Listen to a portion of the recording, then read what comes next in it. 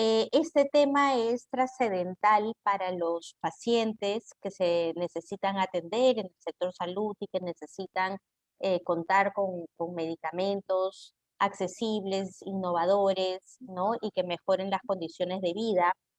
Y el día de hoy el PENUME está construido a partir de las necesidades que los prestadores identifican.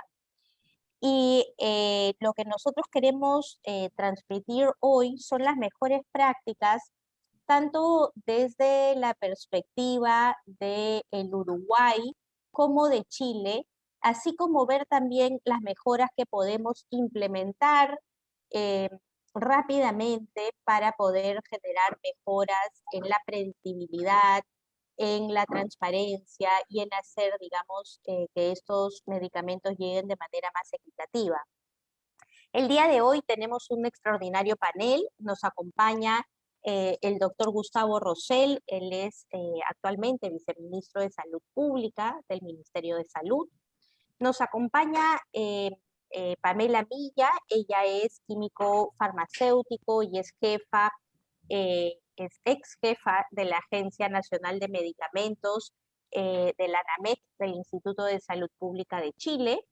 Nos acompaña también la doctora Rosana Gamboyi, ella es médico internista y actualmente se desempeña como director técnico médico del Fondo Nacional de Recursos de Uruguay, que tiene además una experiencia interesantísima, empezando por la continuidad en el trabajo en el fondo. Ella ya nos contará un poco más en detalle, pero es realmente envidiable el nivel de institucionalidad y de continuidad en las políticas, y creo que es algo también de lo cual tenemos que aprender. Y nos acompaña César Amaro, investigador principal de Evidenza Consultores y quien ha sido director de DIGEMIT y de Salupol. La idea el día de hoy es que el doctor Rosell nos va a acompañar a darnos algunas palabras al inicio, justamente por la importancia del tema. Luego la doctora Gamboyi presentará la experiencia uruguaya. César Amaro nos presentará los resultados de un estudio que hemos realizado en Evidenza Consultores justamente para poder hacer de esta una mejor práctica, y después comentarán estos hallazgos ambas doctoras, la doctora Milla y la doctora Gamboyi, y también estaremos atentos a las preguntas que ustedes puedan tener y que por favor nos pueden escribir en cualquier momento a través del chat. Así que sin más, doctor Rosell, muchísimas gracias por acompañarnos y le doy la palabra.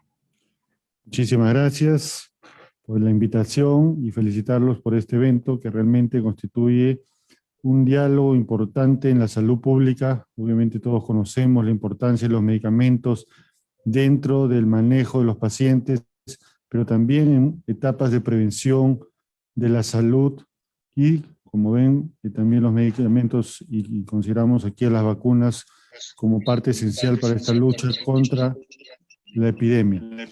En términos generales, nosotros como Ministerio de Salud estamos siempre atentos a la incorporación de medicamentos, de nuevas tecnologías, de seguir avanzando en la renovación de aquellos medicamentos que pueden hacer frente y ayudarnos a hacer frente a los principales problemas de la salud.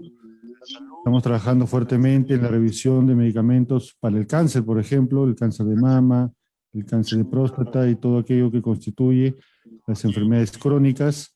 Tenemos las listas especiales para enfermedades como el VIH, tuberculosis, y en general creo que a pesar de la epidemia que estamos enfrentando a nivel mundial, siempre hay un espacio para poder revisar este tema que siempre, como se dice, va a repercutir positivamente en la salud de la población. Muchas gracias, no quiero quitarles más el tiempo, estamos atentos a sus disertaciones y esperamos seguir alimentando con nueva información que nos permita mejorar tanto en la parte pública como en la parte privada. Muchas gracias. Muchas gracias, doctor Rosell. Damos pase a la presentación de la doctora Gamboyi, por favor.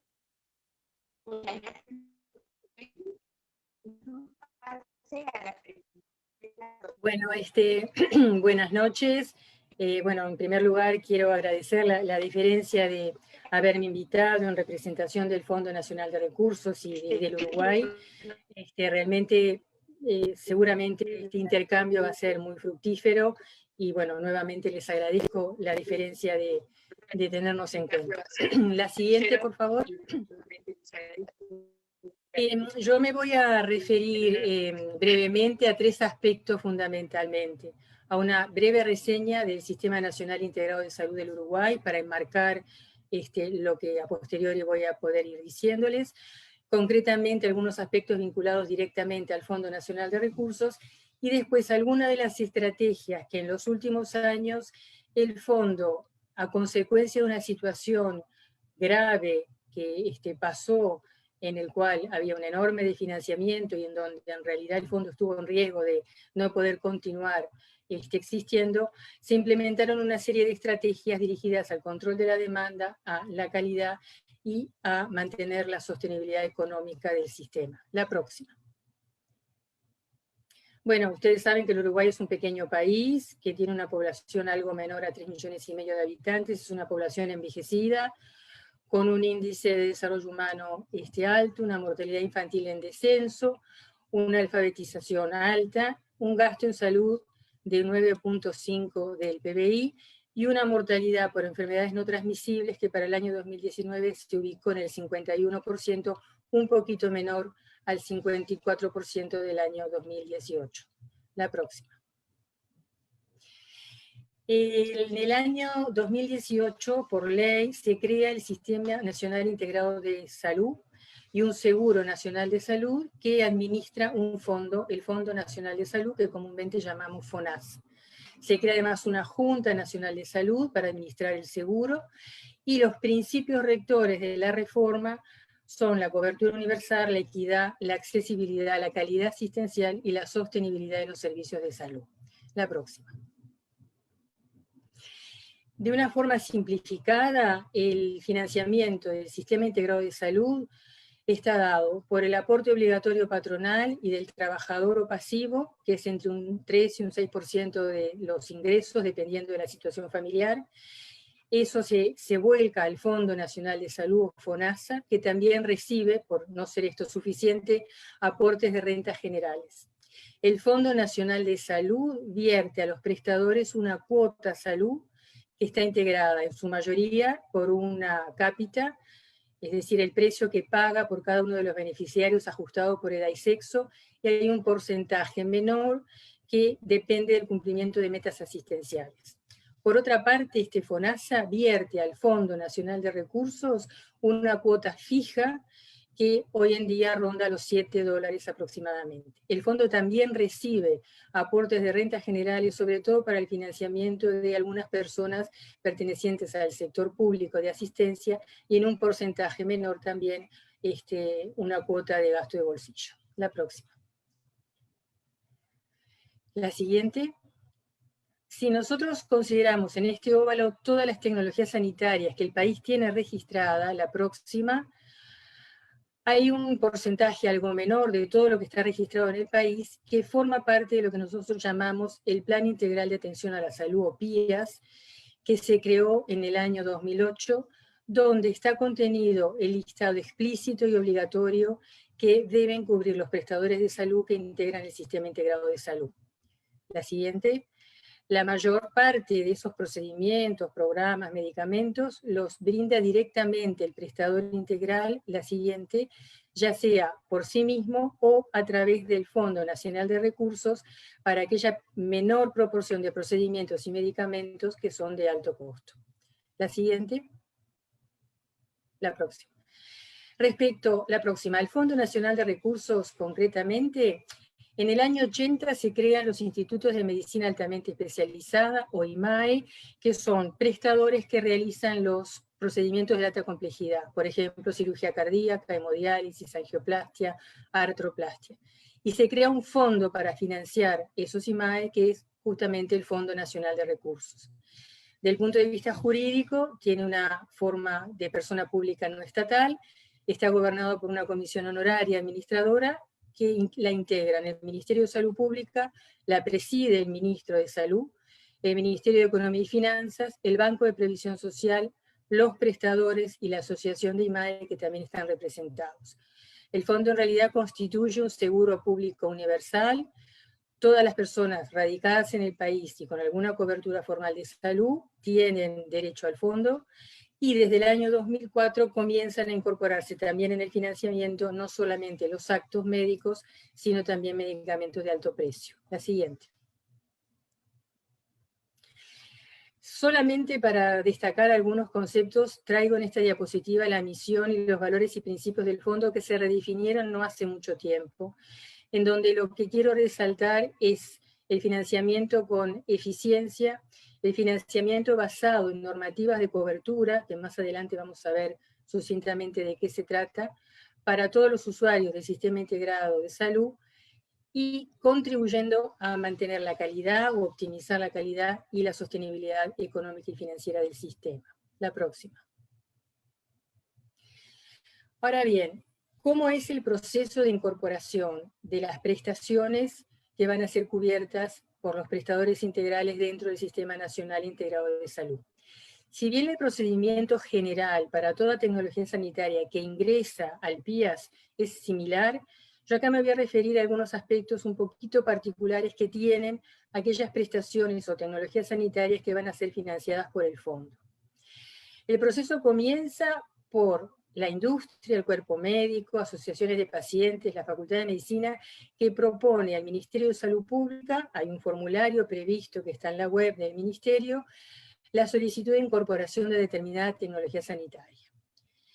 El Ministerio de Salud Pública, a través de su División de Evaluación de Tecnologías Sanitarias, realiza una evaluación que debe contener aspectos vinculados a la efectividad, a la eficacia, a la seguridad, aspectos económicos de efectividad también, y ese informe se acompaña en los casos en los cuales la tecnología probablemente vaya a formar parte de las financiadas por el fondo, de otros elementos que están en la órbita del fondo. El fondo elabora las normativas de cobertura, el fondo es quien negocia con la industria, los proveedores, los precios de la tecnología a incorporar, y realiza un impacto presupuestal tomando en consideración estas negociaciones y la incidencia y prevalencia de la patología a la cual va a cubrir el tratamiento. La próxima.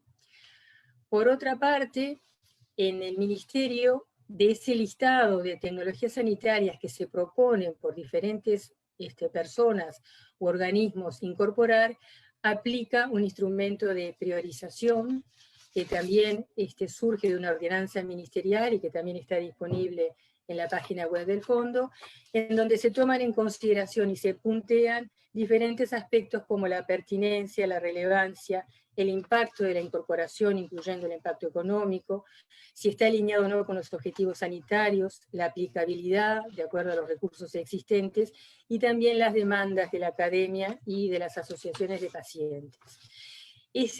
Se hace además una consulta a la sociedad civil y a la academia cuando se está considerando posible listado de incorporaciones. Finalmente, se pone a consideración de diferentes comisiones, en el caso de lo que atañe al fondo, la Comisión Honoraria Administradora, y esta eleva la recomendación a la comisión ministerial, y finalmente el ministerio es quien en última instancia decide la incorporación de esa tecnología y decide si es para financiamiento por parte de los propios prestadores o a través del Fondo Nacional de Recursos. Y a posteriori, acá sí el fondo tiene una experiencia interesante, se desarrolla lo que tiene que ver con el seguimiento posterior a la incorporación. La próxima.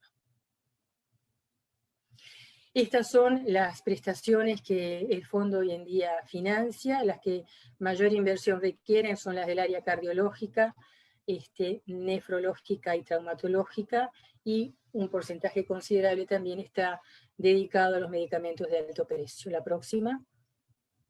Bueno, los invito después a conocer la página web del fondo, la siguiente, donde van a poder acceder a mayor información respecto a todas las prestaciones que hoy se están financiando. La próxima.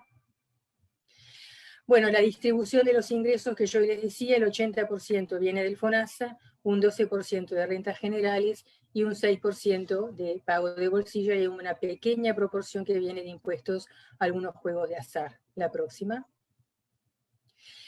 Yo en esto no me voy a detener, pero solamente para que lo sepan, el fondo tiene a su vez diferentes modelos de cobertura de las prestaciones. Tanto paga por aranceles, paga por módulos, para las técnicas de reproducción de alta complejidad, está habilitado por ley a recibir copagos, y para los medicamentos sí nos vamos a referir posteriormente a algunos aspectos particulares. La siguiente. Y esto es como el fondo invierte esos ingresos. Casi el 80% corresponde a actos médicos, un 17% a medicamentos y un 1% a procedimientos en el exterior. La próxima. Bueno, como yo les decía, en los últimos años el fondo ha implementado diferentes estrategias para mejorar su eficiencia. La próxima nos vamos a referir rápidamente a solo algunas de ellas. Las normativas de cobertura, la negociación con proveedores y el análisis de impacto presupuestal. La próxima. Las normativas de cobertura son sumamente importantes porque son las que definen la extensión de la cobertura, definen los criterios de inclusión, los criterios de exclusión e incluso los criterios de suspensión de la cobertura. Se realizan en base a la evidencia disponible y también teniendo en consideración la posibilidad de otorgar una cobertura sostenible en el tiempo. No son, por lo tanto, guías de práctica clínica, pero se elaboran con rigor científico, con el aporte de asesores al fondo y el equipo técnico del fondo, y además son auditadas en forma externa por organismos extranjeros, tanto en la forma de elaboración como en la forma de aplicación. La próxima. Bueno, esos son algunos ejemplos que están disponibles en la página web. La próxima. La siguiente. Respecto a la negociación de precios con los proveedores, la siguiente. El fondo tiene algunas fortalezas. En muchos casos es un comprador único, con un pago seguro a 60 días. La forma jurídica le da cierta flexibilidad para la negociación con la industria, manteniendo obviamente la transparencia, la participación del equipo de gestión y de integrantes de la comisión honoraria en las decisiones de compras. La mayoría de los convenios son a corto plazo, en pesos uruguayos, sin cláusulas de ajuste. El fondo también ha incursionado en compras conjuntas con OPS, Mercosur y UNASUR, y lo que ha desarrollado en los últimos años son modelos de riesgo compartidos con la industria. La siguiente. Sin detenerme mayormente, después podemos en todo caso discutirlo un poquito más allá de lo que voy a transmitirles ahora. Estos acuerdos de riesgo compartido sin duda tienen beneficios para ambas partes, para el financiador y también, por supuesto, para la industria. Para el financiador, sin lugar a dudas, disminuye la incertidumbre, permite tener precisiones más reales del gasto.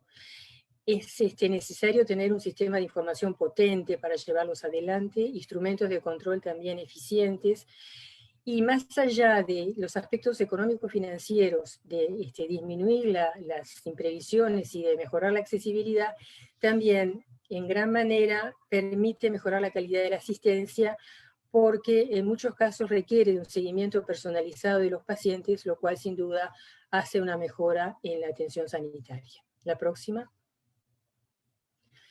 También existen obviamente debilidades, ¿no? Y bueno, puede existir un incentivo negativo a la promoción de incorporación de pacientes al tratamiento. También existen dificultades cuando el acuerdo incluye un innovador y aparecen en el mercado genéricos o biosimilares. Y bueno, también la posibilidad de permanecer cautivo de un proveedor cuando el acuerdo por determinados productos se hace en un proveedor que además tiene otro producto monopólico, en donde de alguna manera si cae el acuerdo de riesgo compartido, puede tener un impacto en ese otro producto no considerado en el acuerdo y monopólico. La siguiente. Por eso, de la experiencia del fondo hay algunos aspectos que nos parece importante destacar: el que haya un marco jurídico adecuado, acuerdos a corto plazo, cláusulas que permitan, por ejemplo, en el caso de que aparezca un biosimilar, un genérico, abrir el acuerdo, sistemas potentes de información, la existencia de normativas claras de cobertura que conoce también la industria, instrumentos eficientes de control y siempre, por supuesto, la transparencia en la negociación. La próxima. En la elaboración del impacto presupuestal, que es otro de los aspectos en los cuales el fondo participa en el proceso de incorporación de una tecnología sanitaria al sistema integrado de salud, la próxima, el fondo tiene una unidad de costos que trabaja en forma conjunta con el área médica, donde se aplican diferentes tipos de software de proyección, la siguiente, en donde se toman en consideración, esto es un ejemplo de un análisis para la lenalidomida en el mieloma, se toman aspectos clínicos, por ejemplo, de la posibilidad de trasplante, el riesgo del paciente, la mortalidad, la adherencia posible, los costos, y con eso se realizan proyecciones a varios años.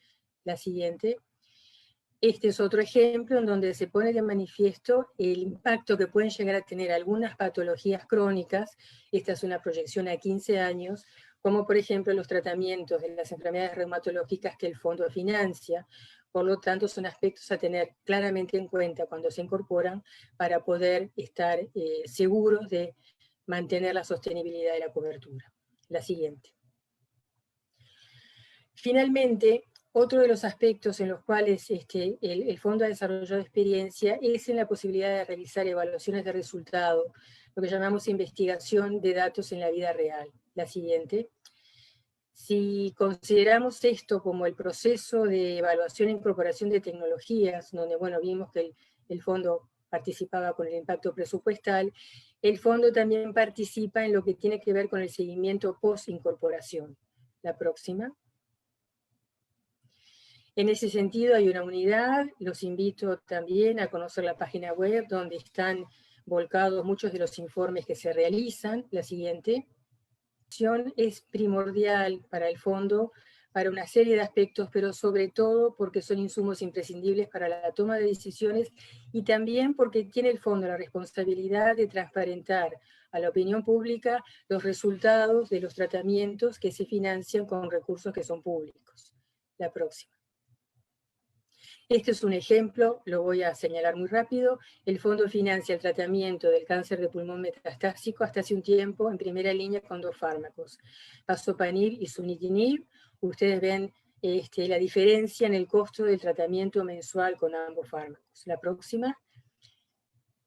Esta es una publicación internacional donde se concluye que sunitinib y pazopanib son iguales en efectividad y en seguridad. La próxima. Y estos son resultados que se obtuvieron de la unidad de evaluación del fondo con datos de la vida real de nuestro país, en donde también se llegó a la misma conclusión que ese estudio randomizado internacional, en donde no existía inferioridad del pazopanib respecto al sunitinib en cuanto a efectividad y seguridad. La próxima.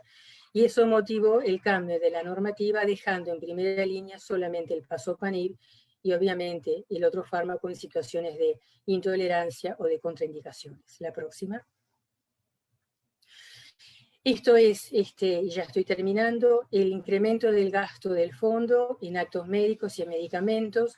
Uno podría suponer que en medicamentos el fondo ha estado estabilizado, donde no se han incorporado nuevos tratamientos, donde el gasto se ha mantenido constante. La próxima.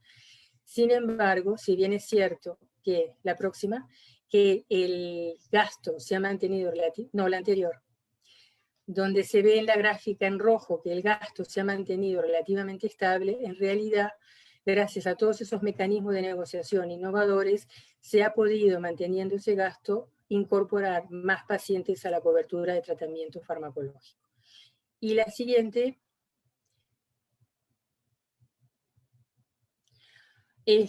Aquí lo que les muestro es, a lo largo de 10 años, la tasa de uso por 10.000 habitantes de pacientes tratados con medicamentos.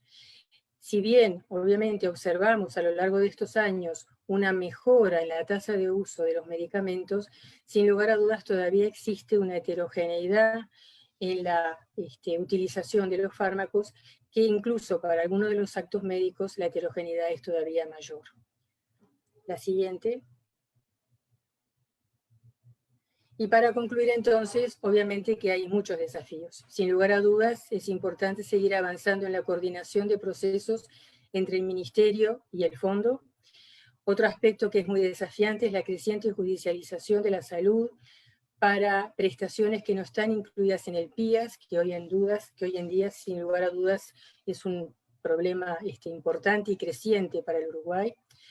Como yo les mostraba en la última diapositiva, es importante también trabajar respecto a disminuir esa heterogeneidad que va mejorando, pero que todavía no es óptima.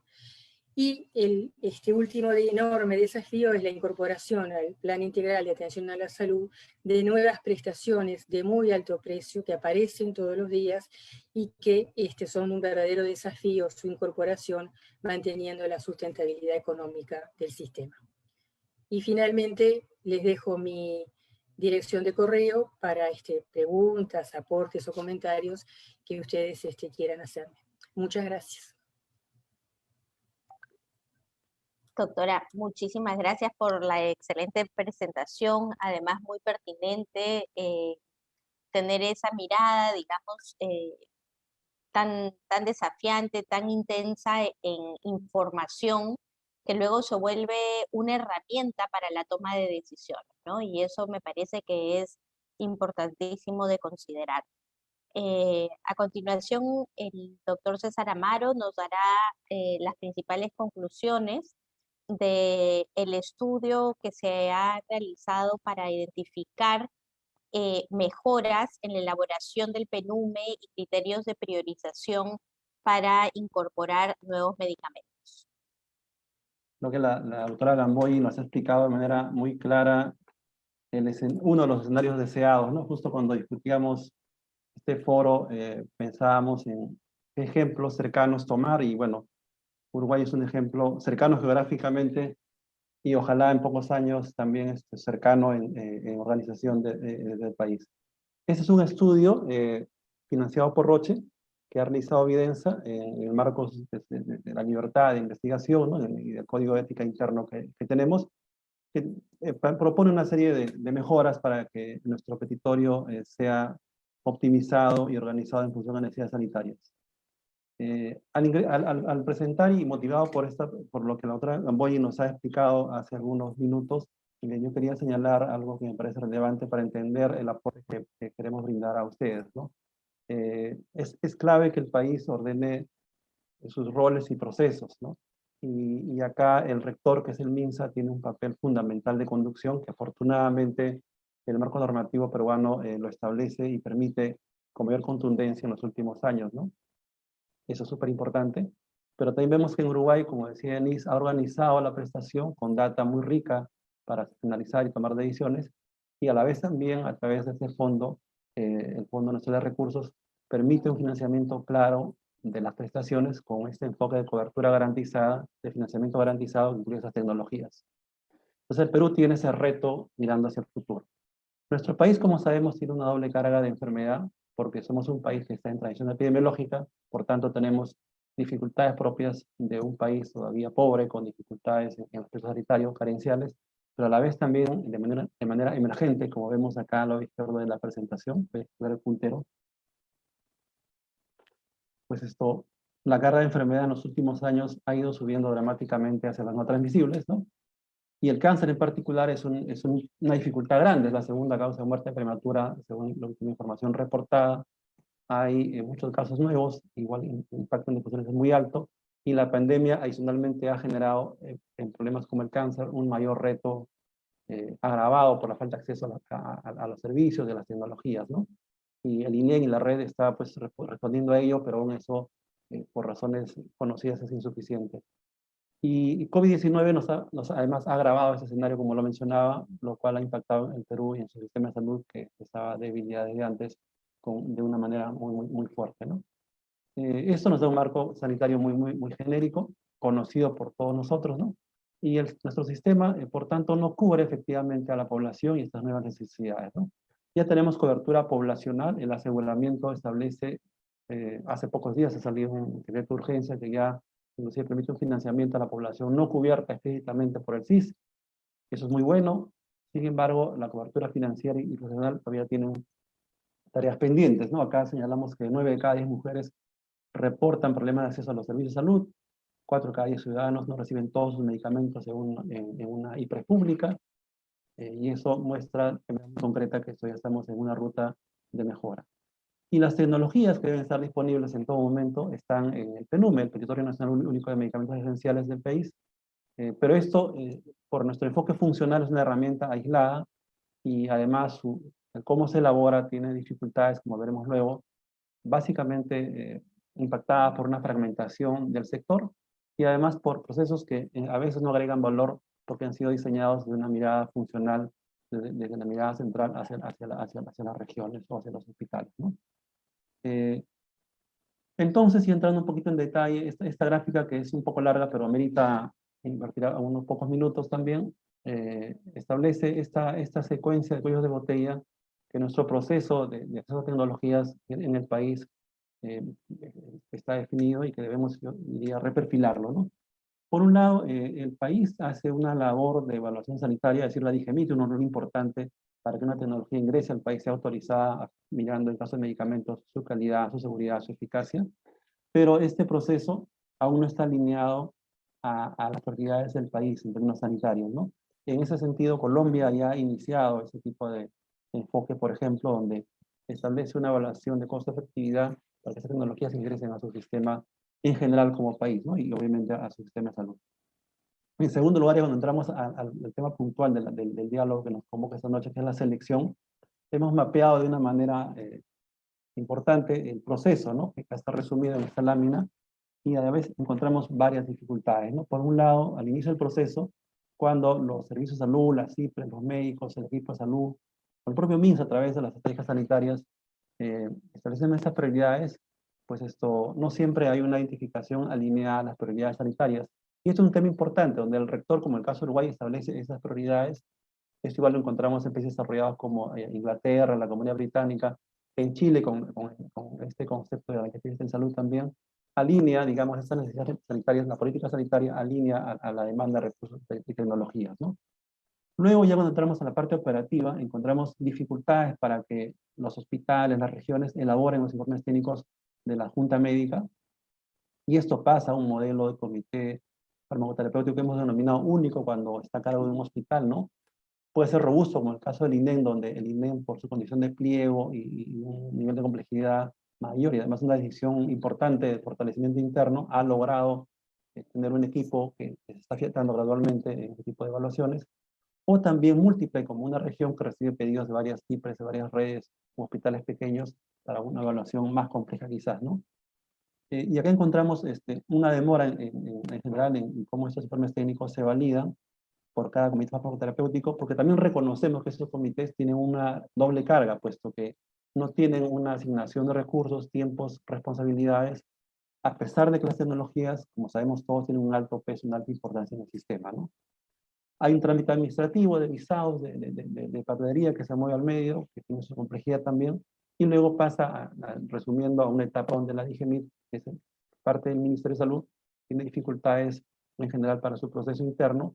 El equipo es corto, bueno, por lo menos en el periodo que estuve como director, el equipo que evalúa y que está vinculado a las ETS del DIGEMIT, siendo muy competente y teniendo calificaciones que es todavía pequeño, tiene otras cosas adicionales, y la propia DIGEMIT convoca a los expertos que representan a diferentes subsectores del sistema de salud peruano, que ingresan a hacer parte de una labor temporal, ¿no? Voluntaria temporal designada por institución correspondiente, que no es constante además, y que además por la propia naturaleza del Estado peruano es poco predecible, ¿no? Y hemos encontrado otro botella que está referido a las dificultades en la participación ciudadana, ¿no? Es decir, no son muy claros los criterios de inclusión y exclusión de esas tecnologías, el método a emplear, ¿no? Y son por eso visibles, si se puede o no establecer los pasos que van a irse dando de manera cotidiana, ¿no? Entonces, desde ese punto de vista, en esta etapa crítica es donde quizás tenemos mayores oportunidades también de mejora, ¿no? Y finalmente esto genera un petitorio o una lista complementaria. Esto que está bastante resumido en esta lámina, en realidad grafica un periodo largo de tiempo. Normativamente el PNUME debe ser renovado cada 2 años. Sin embargo, esto por razones a veces muy entendibles de convocatorias, procesos, documentación que va y que viene, y la propia demora en la evaluación de los listados generan tiempos mayores. Entonces ahí también, al no tener un equipo a cargo constante en esta labor, en este encargo que está importante para el país, genera esa demora adicional. Y un tema importante que en el equipo hemos intentado destacar es el financiamiento. Este proceso no está vinculado formalmente al financiamiento, en realidad no debiera, porque es la versión de tecnología, pero impacta en lo que las IAFAS públicas, sobre todo el SIS, ¿no? El Servicio Integral de Salud, va o no financiar, ¿no? Y va a ser un insumo relevante para que una IAFAS como el SIS deba o no financiar de manera rutinaria. Esto genera un esquema. Cuando hicimos el diálogo con expertos, decían, un término peruano, los guachimanes, decían, en cada etapa grande hay un vigilante que va filtrando y evitando que la tecnología llegue, y al final el gran vigilante financiador también hace lo propio, ¿no? Y recordemos un elemento adicional, ¿no? Es decir, que siendo el petitorio una herramienta sectorial, no siempre es respetada en los subsectores diferentes, como el caso de la policía, que tiene una propia normativa, inclusive un propio decreto supremo con un reglamento correspondiente, tiene la facultad de ser un petitorio para su sistema policial. Las Fuerzas Armadas igual tienen sistemas paralelos, ¿no? que tienen uso de tecnologías más discrecional.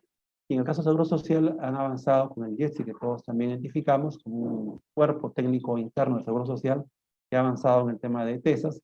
Sin embargo, tiene un listado mucho más amplio, que no siempre conversa con el PNUME, y es un elemento que también debe ser alineado, reconociendo que el seguro ha caminado varios pasos adelante en comparación a otros financiadores. Y eso genera, a nivel de los seguros públicos, demora en la proceso de cobertura financiera, lo que a la vez impacta hacia atrás en los prestadores, ¿no? En la inseguridad, hasta en el temor de que esa tecnología sea o no reconocida, sea o no reembolsada. Evidentemente, esto va a provocar varias cosas en relación a los usuarios, a los ciudadanos, ¿no? Pero mirándolo como un proceso, identificamos que es un proceso reservado, en donde la transparencia puede mejorar, donde existe, digamos, una aceptación a uso de información técnica, pero no muy bien caracterizada, no bien estandarizada. Y además el suministro, que es un segundo elemento, está fragmentado, lo cual, al vincularse al financiamiento, va a establecer un nuevo cuello de botella, ¿no? Es decir, vincular suministro, financiamiento, a ETS de un modo no concordado, no estandarizado, no predecible, va a generar un nuevo riesgo para los ciudadanos y el sistema en su conjunto. Vemos acá en esta lámina oportunidades de mejora. En este caso, por ejemplo, hemos puesto un zoom al PPR, o Programa Presupuestal, como se le conoce, de prevención y control del cáncer. Hemos comparado la ejecución de 4 años, ¿no? Uno de pandemia del año 2020, en 2020, pero si uno mira desde el 2017, el 2018, 2019, sobre todo el 17 y el 18, hemos tenido recursos que no hemos ejecutado, ¿no? A pesar de la necesidad de cobertura de cáncer en la población peruana con el reto sanitario que hemos explicado antes, ¿no? Entonces acá hay un camino por recorrer, ¿no? Hay un camino por recorrer donde quizás la estrategia también con el DGMID y con este ciclo más transparente pueda lograr avanzar varios pasos más. Esto impacta evidentemente en el acceso, ¿no? En el caso, hemos visto en particular el tema de los antineoplásicos, y al comparar con Colombia, por ejemplo, hemos identificado que el país tiene 20 años en promedio para incluir en su petitorio un fármaco que ya ha sido aprobado por la DGMID, ¿no? Eso es un lapso bastante grande, y eso nos da una idea gráfica del acceso a tecnologías que pueden ya inclusive no ser nuevas en Latinoamérica y en el mundo, pero que tienen evidencia y sustento, pero que no estamos tomando en cuenta. Después hemos señalado pues, que en un periodo largo de 8 a 9 años, los principios activos en antineoplásicos han pasado en una cantidad relativamente pequeña, ¿no? 11 fármacos nuevos en 9 años, ¿no? Y además, cuando un paciente requiere una tecnología no incluida en PNUME, esta labor de uso es individual, ¿no? Y acá hay un tema también de reproceso, porque varios hospitales pueden ir requiriendo una tecnología aceptada para un paciente, pero tienen que hacer un proceso por separado, lo cual genera una nueva ineficiencia. Finalmente, en esta lámina vemos que los prestadores de categoría 3.2, es decir, de alta complejidad, tienen rutas rápidas. Acá están básicamente los especializados, ¿no? El INO, el INEM, el Niño de San Borja de Breña, etcétera, que tienen ruta rápida para adquirir o usar medicamentos que no están en el petitorio. Nosotros conocemos por la propia labor cerca de la experiencia del INEM, y por ejemplo ahí han utilizado esta oportunidad para mejorar sus tecnologías, ¿no? con sustento correspondiente, como señalaba hace unos minutos. Hay un equipo que está adquiriendo competencias gradualmente y eso es un ejemplo interesante. Pero esta ruta rápida, que está vinculada a la necesidad, pues no la tienen todos los hospitales y genera evidentemente un elemento de comparación que en los más hospitales, más índices de complejidad, no siempre esto es bien apreciado. Por tanto, ya entrando a las propuestas, ¿qué podemos hacer para mejorar este proceso, ¿no? ¿Qué podemos hacer en el país con esta mirada sistémica que comentaba al inicio, donde rector, financiadores y prestadores deben estar alineados a un solo gran objetivo, de un modo articulado, ojalá estandarizado, transparente y eficiente? Primero, nosotros decíamos, ¿cómo encontramos un modelo de características globales, ¿no? Mirando lo que ocurre en otros países, para que tengamos en el país un proceso simple, transparente y centrado en los usuarios, ¿no? Y decíamos que tenía 5 características. Esto es una tabla que está en el estudio con más detalle, ¿no? Es decir, este modelo ideal, que es tarea para construirlo en el país, ¿no? Parte de un análisis prospectivo, es decir, un análisis mirando el futuro. ¿Qué tecnologías nuevas, o no tan nuevas en el caso peruano, están ya siendo empleadas, ¿no? Y que tienen un buen balance de costo-efectividad y un resultado impacto presupuestal, ¿no? Acá es fundamental el eje de rectoría, es decir, que el Estado defina la política sanitaria, las prioridades, las coberturas. Comentaba el viceministro, digamos, este mandato que tiene el ministerio al inicio de la presentación o de este encuentro, y yo solo añadiría ahí, ¿no? Que tenemos una estrategia que es el Asistencia Universal en Salud, ¿no? A través del PEAS, y planes complementarios, y por tanto debería haber un diálogo entre este mandato de cobertura prestacional y financiera con el ingreso de nuevas tecnologías, ¿no? De hecho, hoy día, en relación a planes complementarios, en el Congreso hay un planteamiento para un fondo de alto costo que permitiría a futuro, ojalá en pocos meses o pocos años, tener una cobertura financiera para ver esto con otros ojos, mirando para adelante, ¿no? Un segundo elemento clave es esto de las ETESAs o Relaciones de Tecnología Sanitaria en el Perú, ¿no? En el Perú se ha hecho un esfuerzo, de hecho hay una RENETSA, que es una red que ve estos temas a cargo de una entidad nueva en el INS, pero aún no hemos institucionalizado estas capacidades. Es un sueño de mediano a largo plazo, pero tenemos que empezar a recorrer este camino para una evaluación de mayor nivel basada en evidencia y que haga un verdadero filtro de tecnologías con esta mirada de costo-efectividad. Luego, hay un aspecto importante que está señalado como un tercer eslabón de la cadena, la consideración de la participación de los ciudadanos, de las redes de pacientes, de la academia, hasta en la propia industria farmacéutica, como ocurre en países desarrollados, de modo tal que tengamos un nivel de discusión, de prepublicación, de diálogo, que le dé una legitimidad al proceso y permita también un alineamiento de intereses, ¿no? Porque acá, digamos, el país tiene una política sanitaria que tenemos que respaldar, tiene recursos seguramente limitados, pero tiene una buena atención para que este proceso sea, pues, también legítimo a nivel de la ciudadanía y la academia. Y el resultado de este proceso debe estar fundamentado en evidencia, ¿no? Es decir, lo mejor del conocimiento. Yo reitero que actualmente en el MINSA hay colegas que tienen un alto nivel en el manejo de evidencia. Sin embargo, ese equipo requiere un refuerzo muy importante, más recursos, acceso a información, ¿no? Y una dedicación mayor frente a la carga de trabajo que tienen actualmente para que el resultado basado en evidencia pues sea satisfactorio, y además construir redes, ¿no? Es decir, redes con centros especializados, redes con la academia, con índices de mayor complejidad, o inclusive regiones que puedan tener equipos interesados en este tipo de análisis. Y finalmente, algo que en el Perú está, en términos formales, no vinculado, pero que en términos reales sí es mandatorio, es el financiamiento, ¿no? Es decir, como en el caso de Uruguay, en el caso del Fondo Uruguayo tiene un vínculo clarísimo respecto a la política sanitaria, los financiadores tienen su papel, ojalá a futuro con mecanismos modernos de gestión y de negociación con proveedores para ganar mayor transparencia, eficiencia y eficacia en lo que van haciendo. Y acá, evidentemente, esto teniendo como eje transversal algo que en el estudio definíamos como algo fundamental, una plataforma digital donde se compartan recursos. El país, tenemos la mala costumbre que se modificar, de trabajar por separado, ¿no? Entonces, la lógica de red y el mundo digital nos obliga a ese tipo de enfoque, pues permitiría ser mucho más eficiente y aprender todos juntos de manera más rápida.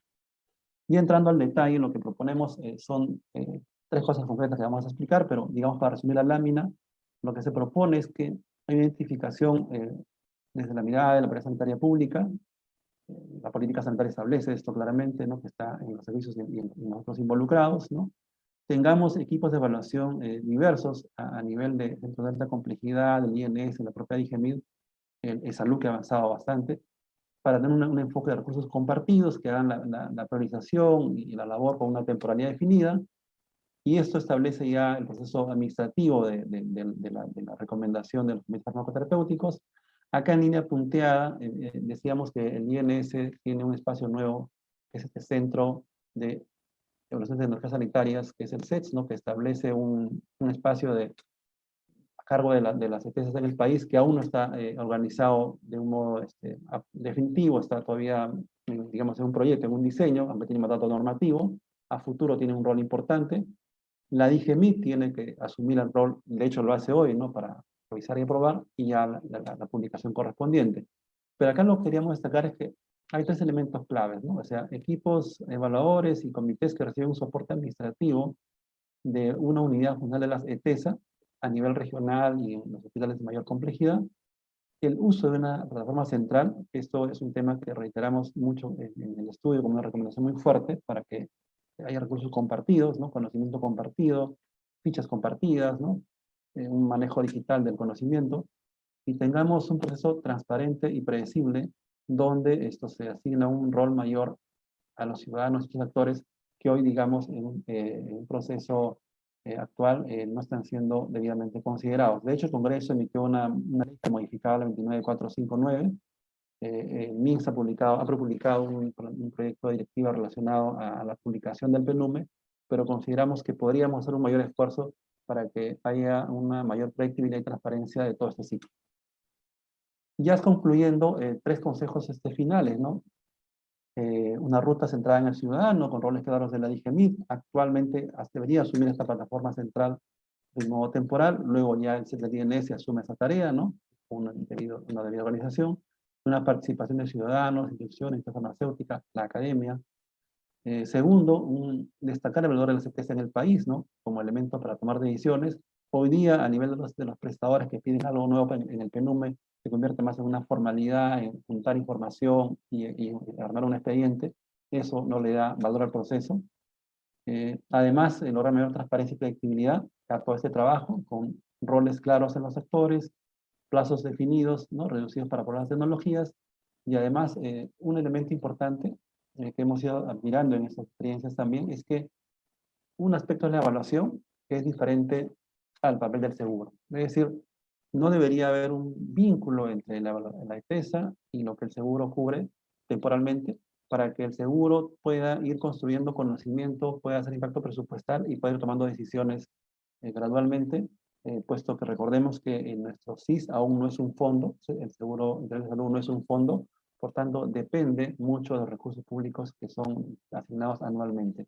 No hay una predictibilidad tampoco en ese lado, lo cual es una debilidad en la gestión. Y esto en realidad apunta a que en este mundo ideal que hemos explicado hace un momento, por lo menos intervengamos en dos de las grandes etapas, ¿no? En el lado de la evaluación, donde se le da más peso a las PTSAs, y en el aspecto de la transparencia y predictibilidad con prepublicación y diálogo con los involucrados. Y además, una cosa así importante desde ahora es el uso de la plataforma digital. Ya concluyendo, entonces lo que decimos es que este proceso actualmente es lento y poco transparente. Debemos tomar experiencias como la experiencia explicada en Uruguay e Inglaterra, ¿no? Donde hay mejores prácticas y que además establece una institucionalidad a largo plazo, con una perspectiva sistémica, con roles claros. Además, proponemos nosotros en el estudio una posición progresiva de un modelo peruano, abordando una plataforma institucionalizada para hacer estas evaluaciones, con participación de los diferentes actores involucrados y haciendo una mirada futura, análisis prospectivo. Esto es lo que queremos compartir con ustedes. Yo les agradezco mucho la atención. Muchas gracias, César, por esa presentación y por esos aportes que se está proponiendo para poder tener una ruta más clara, más predecible, en beneficio de los pacientes y de los ciudadanos, ¿no? Doctora Milla, de repente empezamos con usted con sus comentarios y seguimos con la doctora Gamboyi. Además, tenemos varias preguntas, de repente puedo ir leyendo algunas para que vayan pensándolas también. La primera que nos preguntan es cuál es el ámbito de aplicación de las listas complementarias, César, esa especialmente para ti. ¿Son solo los institutos públicos del MINSA o también los hospitales de salud y de las Fuerzas Armadas? Nos preguntan también cuál es la opinión de los expertos con respecto a las soluciones planteadas por la investigación expuesta. ¿Consideran que podrían ser viables? Y de repente ahí, por esa empezamos, Pamela, para saber qué te parecen estas propuestas, si las consideras viables. Mira, sí, las considero viables porque, bien, es un poco distinto a lo que tiene Uruguay. Lo que tiene Chile es un poco más parecido a Uruguay, pero se parece a Perú también en el sentido de que nosotros tenemos fondos, ¿ya? Fondos distintos, no tenemos algo tan integrado ni tan monolítico como en Uruguay. Pero mi experiencia en estas líderes me indica que para construir algo en salud uno tiene que partir de lo que tiene, ¿me entiendes? Porque incluso los nombres, la forma, la cultura, todo va siendo distinto. Y dado que esa regulación, perfeccionarla ya está en la cultura de Perú. Yo creo que, no sé por qué me recuerda mucho el tema de la farmacovigilancia también, en que en algún momento Perú fue capaz de tenerla súper extendida y fue como un ejemplo para nosotros. Entonces, el reforzar lo ya existente, ordenar lo existente, me parece que es un buen camino. Además que me gustó mucho el que fuera, que hubiesen, ¿cómo se llama?, conocimientos locales. Yo creo que el modelo, que en Chile es terrible, acá dicen que Dios está en todo el país, pero atiende en Santiago, por poner un ejemplo. Ese modelo centralizado que en teoría parece atractivo, a veces por economía no es tan así, porque no permite que a nivel de regiones, de unidades, se cree más competencia, ¿ya? Y estas competencias en evaluación de tecnología sanitaria me parece un maravilloso antídoto el tener competencias en varios lugares para lo que puede ser la injerencia de la industria, que si bien es válida, porque ellos tienen derecho a promover sus productos y todo, de repente puede ser muy invasiva, sobre todo cuando y poco transparente cuando hay una pura decisión a nivel central. Me gusta el modelo, creo que responde a tiempos distintos, ¿ya? A nosotros también nos ha pasado que en Chile que cada fondo va creando modelos mejores, porque claro, son tiempos distintos. Y yo creo que responde a lo que además es este siglo, en que hay mayor participación de las personas, en que hay menos centralización, ¿ya? Creo que puede dar frutos más amplios que solo ordenar, ¿ya? Bueno, también me gustaría aportar que una de las cosas que tuvo que hacer Chile en un momento cuando, a propósito del plan de garantías explícitas, fue invertir fuertemente también ¿cómo se llama?, en las partes farmacéuticas.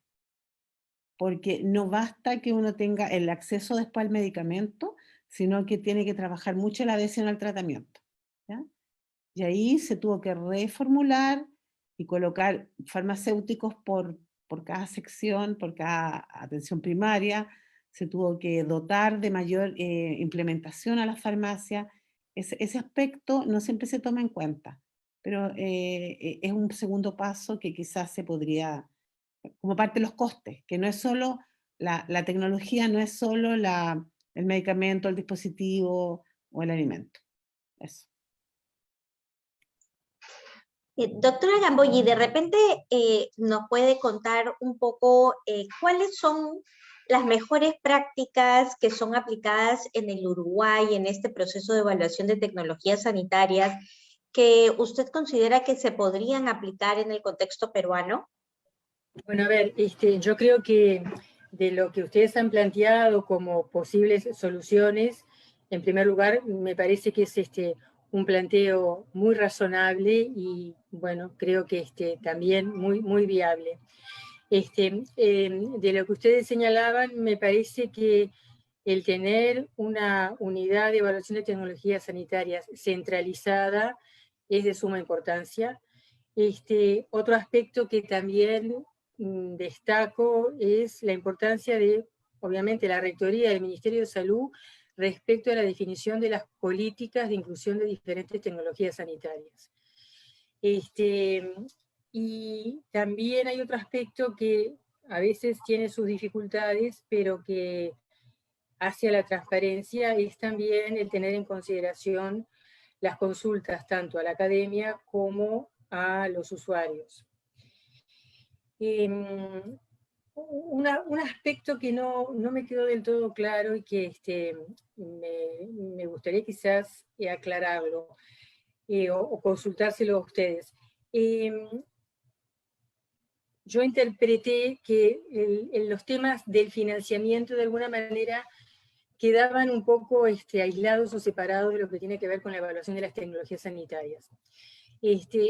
Creo que en la decisión al menos de la incorporación de una tecnología a la cobertura, los aspectos que están vinculados al financiamiento son aspectos de suma relevancia, porque sin duda uno cuando incorpora una tecnología, por lo menos en lo que tiene que ver con un sistema como es la experiencia nuestra de salud universal, es la sostenibilidad de esa cobertura a lo largo del tiempo.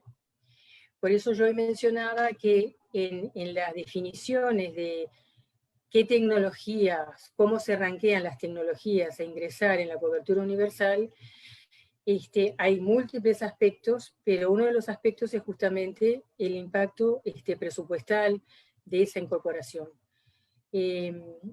Bueno, fue un aspecto que quizás no lo comprendí claramente, pero que me parece que en la toma de decisiones respecto a la incorporación, bueno, merece un lugar de relevancia, digamos, sobre todo para asegurar la sostenibilidad a largo plazo, ¿no? César, de repente, ¿tú quisieras responder? Sí, encantado. Esto es un tema importante de discutir. Eso es lo que el estudio hace, es proponer a partir del contexto actual, ¿no? Y lo que dice la doctora Gamboy es totalmente valioso en el sentido de la importancia de dar financiamiento a una cobertura prestacional. Y yo por eso partía de la necesidad de que el rector defina la política sanitaria de esas coberturas, ¿no? Entonces, en nuestro modelo denominado AUS, por las siglas Asesoramiento Universal en Salud, el Estado define un plan esencial, que es el PEGAS, y planes complementarios, ¿no? Y eso es, digamos, mandatorio para que los prestadores y los financiadores públicos estén alineados a esa oferta, ¿no? Entonces, el modelo, nuestro modelo normativo, yo diría ideal, ¿no? Y que aún no lo hemos construido. Porque para empezar, el plan esencial no es todavía una realidad como en Chile, explícita. Pero no está garantizado de manera explícita. Por tanto, hay un desalineamiento del mandato normativo del rector y lo que el prestador hace. Entonces, ese desalineamiento hace que el financiamiento, las tecnologías también estén desalineados en consecuencia. Es por eso que en esta etapa actual, donde aún no tenemos el ciclo alineado, que es lo ideal, sugería esta diferencia temporal para que no bloquee el proceso. Porque hoy día, y esto no es nada peyorativo, en el taller lo dijo un distinguido experto en ministerio, dijo, hay muchos guachimanes al medio que hacen que no fluya este tema del petitorio y la evaluación, porque está ahora aislado del otro proceso. Entonces, digamos, en la solución ideal para el país es tener claramente definido qué cosa el país está cubriendo en términos financieros, prestacionales, porque el rector lo definió así, y todos alineados. Pero llegar a eso, como dice la doctora Gamboy, que es lo que quisiéramos también, es una etapa 2. Pero en la etapa 1, para que esto se organice, hemos puesto mucho peso a recursos compartidos en red, a una plataforma, a roles claros para empezar, ¿no? Donde dije, a mí es un peso importante, temporal, hasta que el INE se suma su rol por mandato legal, y tengamos un flujo más limpio, como una etapa previa a la solución ideal. Y eso va también de la mano a la pregunta que nos hace un participante, la lista complementaria, ¿no? Él dice, lo leyó ya en este momento, el ámbito de una lista complementaria es solamente para el ministerio o también para salud y otros ámbitos como Fuerzas Armadas y policiales. Es un problema, porque hoy día esa lista complementaria es básicamente para el CIS, ¿no? Para el seguro subsidiado público, que es el más grande, dicho sea de paso, en términos poblacionales, pero también tiene un financiamiento insuficiente. No es usado como tal, de manera mandatoria, ni en Fuerzas Armadas, ni en la policía, ni en el Seguro Social. Entonces, esa es parte de este desalineamiento. Lo que debiera hacer, nuevamente, es un fondo de alto costo definido normativamente, con un plan de alto costo definido con plan de beneficio, y eso alinea a todo el sector sin excepción. Pero eso aún no lo hemos conseguido. Por tanto, es necesario un paso intermedio previo. Pamela, de repente nos podrías comentar un poco cómo se articulan las garantías explícitas en salud que están vigentes en Chile con la selección de las tecnologías sanitarias.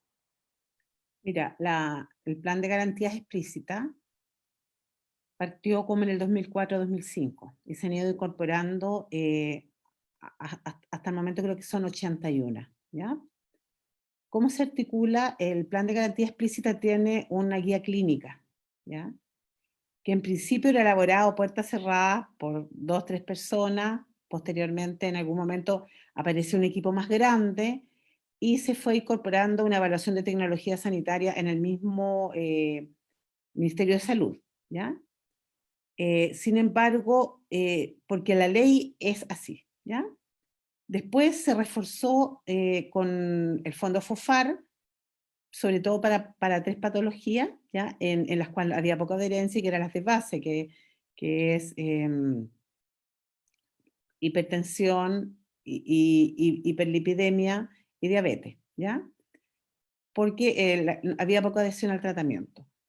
Posteriormente, la ley Ricarte-Soto, que es una ley de garantías ya de alto costo, ¿ya? Ahí se incorpora recién el concepto de evaluación de tecnología sanitaria y se mandata que exista esa prestación para ir como mecanismo para ir incorporando las distintas prestaciones a la ley Ricarte-Soto, ¿ya? Entonces también, si bien algo de eso hay, no impacta. Ahora, para cada fondo que está asegurado por ley, ¿ya? Constantemente se está revisando, etcétera, pero participan asociaciones de pacientes, se hacen mesas, ¿ya? Pero en ese sentido es más transparente. Y incluso muchas veces está definido en la guía clínica, pero no está en la canasta. O sea, en la guía clínica hay una canasta. No necesariamente está en la canasta, pero el hecho que esté en la guía clínica implica que los seguros catastróficos lo pueden cubrir, ¿ya? Hay ahí todavía un debe, habría que cambiar la ley, pero se van incorporando las tecnologías sanitarias. Ahora, los listados de medicamentos tienen que ver con estas guías clínicas, los que tienen que tener obligatorio el prestador que da, porque la prestación es completa, ¿ya? Además, siempre hay un fondo, antes de la Ricarte-Soto, en FONASA, que es nuestro similar, fondos especiales para enfermedades raras, para subsidiar a gente que lo requiera. Lo cual no es perfecto, siempre hay que decidir, me acuerdo de las palabras del viceministro cuando yo estuve en la comisión Ricarte-Soto, siempre hay que decidir quién vive, quién muere. Nunca vas a tener todo. Pero sí creo que nosotros tenemos que hacer un esfuerzo mayor en incorporar tecnología de una forma más transparente, ¿ya?